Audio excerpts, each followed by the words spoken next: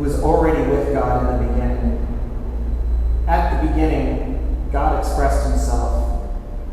That personal expression, that word, was with God and was God, and he existed with God from the beginning.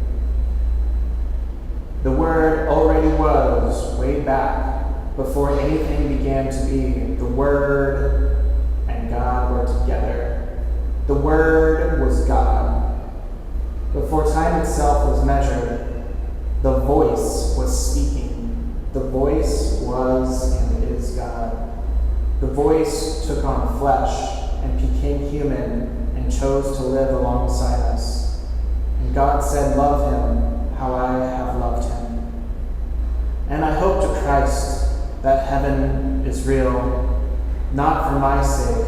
Leave my ash and bones in the dirt for which my body so badly craves. Let there be nothing for me, but let there be a heaven for my father and for my mother.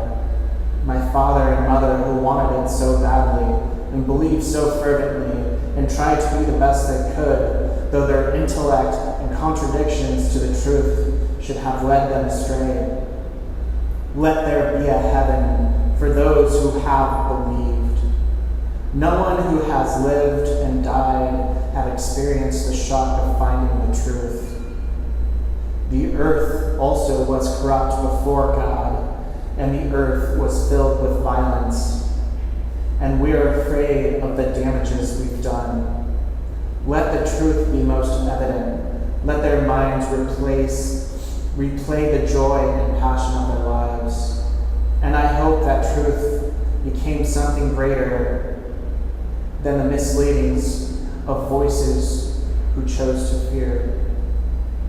Because when your afterlife is at stake, the idea of where your soul goes when you die becomes an argument not worth risking your eternity on. It becomes the life and breath for which you exist, becomes more and more worth going to war over. And the truth becomes war for the existence. One cannot be right without someone being wrong. The dark cannot exist without the light. God created the heavens and the earth from violence, a deafening boom that the universe is still wailing from. A wave of violence so rippling that it seems to have been ingrained that ripple into the energy, into the very carbon that defines the product of that boom. And this is why God doesn't speak to us anymore. This is why when the energy is contained and must spill out at some point. This is why we choose to hate. This is why we are all infidels. This is why,